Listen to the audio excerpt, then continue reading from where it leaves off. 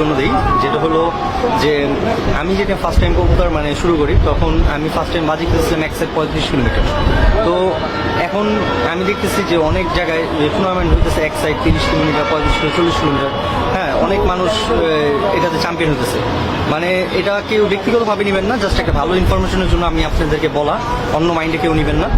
ব্যাপারটা হয়েছে যে টাইমে 35 কিলোমিটার মানে আপনি টুর্নামেন্টটা খেলতেছেন, হ্যাঁ, তো দেখা গেছে মানে যে কবুতরটা আসতেছে খুব আপনি আগ্রহ করে এই কবুতরটা বাচ্চা করতেছেন, কিন্তু পরবর্তীতে যে টাইমে এখন যে যুগ মানে চেঞ্জ হয়েছে, যে এখন অনেক লং ডিস্টেন্সের থেকে কবুতর আসতেছে, 2 সাইড 3 সাইড 4 সাইডের থেকে কবুতর আসতেছে।